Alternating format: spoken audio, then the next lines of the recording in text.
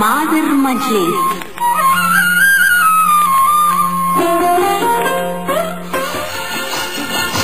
பிஸ்மில்லாஹிர் ரஹ்மானிர் ரஹீம். அல்லாஹ்வுக்கே புகழ் அனைத்தும். அல்ஹம்துலில்லாஹ். அஸ்ஸலாமு அலைக்கும்.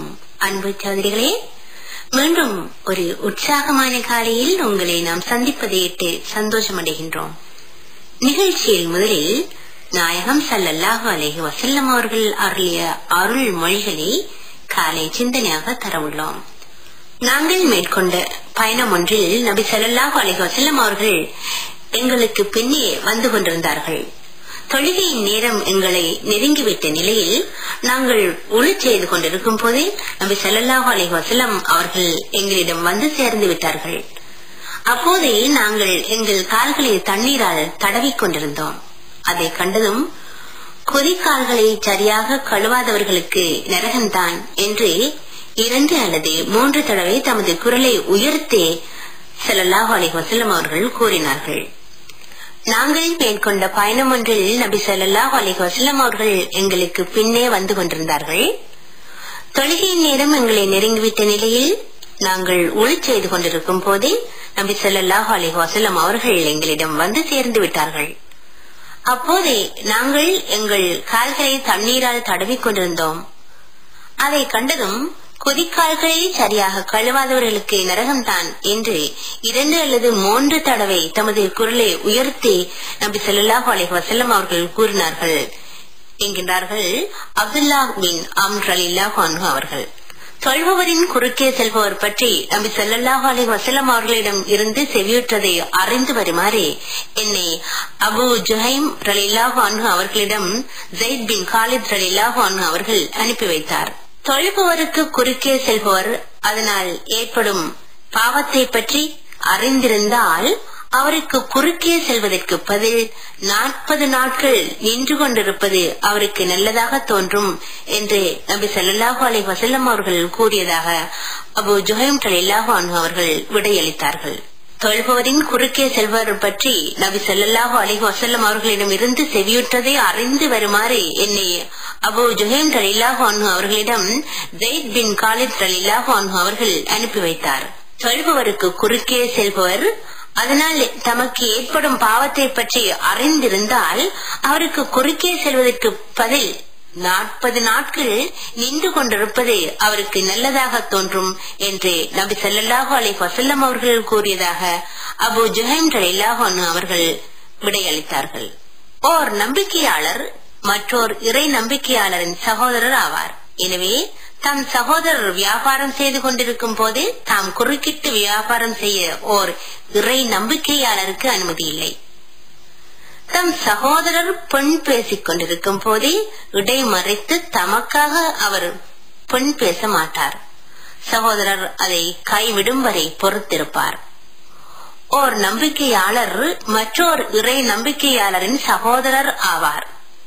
எனவே தம் சகோதரர் வியாபாரம் செய்து கொண்டிருக்கும் போது தாம் குறுக்கிட்டு வியாபாரம் செய்ய ஓர் இறை நம்பிக்கையாளருக்கு அனுமதி இல்லை.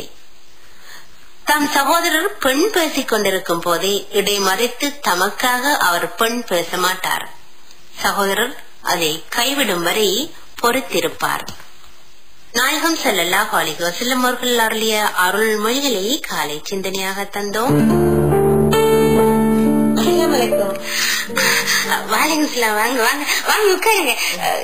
நீங்க உட்காருங்க. ஏதாவது குடிக்கிறீங்களா? இல்ல இல்ல இல்ல இருக்கட்டும். என்ன தடுமாறீங்க? இல்ல இல்ல, நீங்க உடுப்பு தச்ச தந்தீங்க, அந்த கல்யாணத்துக்கு உடுத்துட்டு போனதுதான் தந்தீங்க. நான் தொடங்கினதோடய அப்படியே தொடர்ந்து அடுக்கடுக்கா ஒரு விஷயங்களும் பிரச்சனைகளும் வந்து அப்படியே அது கொஞ்சம் பிந்து போயிட்டே இருக்கு. நான் இன்றைக்குள்ள எப்படியாவது கஷ்டப்படாதீங்க. நீங்க அந்த அவசரமா அந்த கல்யாணம் விட்டு போகணும் தான் பார்க்கும் போதே உங்கள்ட்ட தைக்க தந்தேன். ஆனா இப்ப அது அவசியமே இல்ல. அவசியம் இல்லையா? ஏன்னா அந்த கல்யாணமே நின்னு போயிடுச்சு. கல்யாணம் நின்று போயிடுச்சா? ஏன் இவ்வளவு ஏற்பாடுலாம் பண்ணி எல்லாரையும் கூப்பிட்டுடும், எல்லாரும் கல்யாணத்துக்கு கூப்பிட்டுன்னு சொன்னீங்களே? அப்ப எல்லாம் அறிவிச்சதுக்கு அப்புறம் காடையும் அடிச்சுட்டாங்க. ஒரு சில முக்கியமான தூர இடங்கள்ல இருக்கிறவங்களுக்கும் காடையும் கொடுத்துட்டாங்க. திடீர்னு அந்த பொண்ணோட வாழ்க்கையில பெரிய ஒரு இடி வந்து விழுந்த மாதிரி ஒரு சொல்ல கேட்டுட்டு அந்த கல்யாணத்தை நிறுத்திட்டாங்க பாருங்களேன். என்ன ஆச்சுன்னு கொஞ்சம் விளக்க தான் சொல்லுங்களேன்.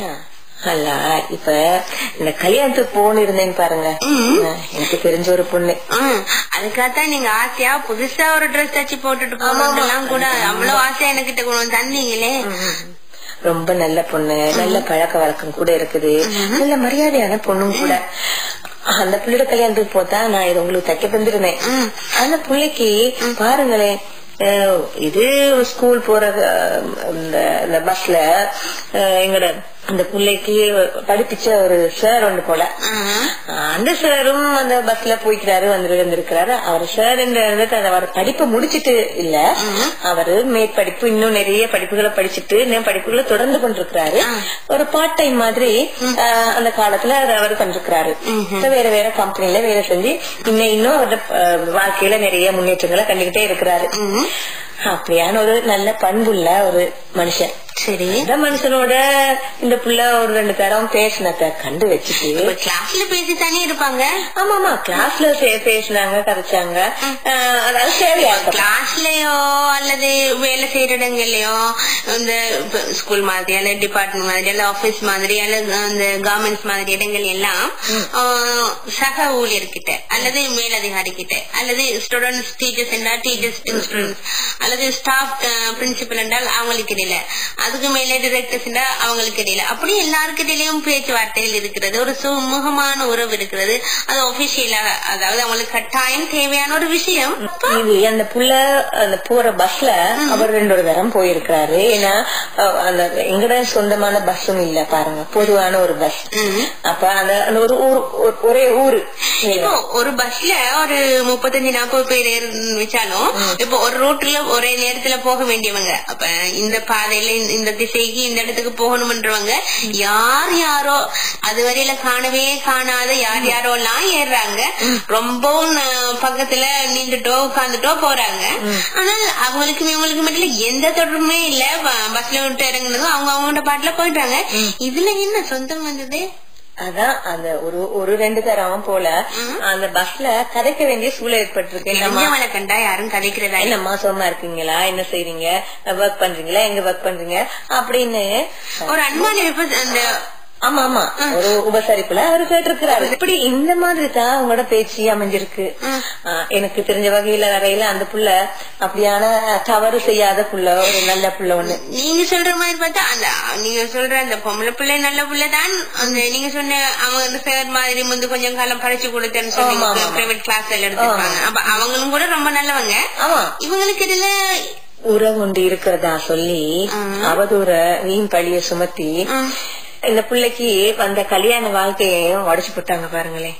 இதையும் யாராவது நம்புவாங்களா? நம்பி இருக்காங்களே.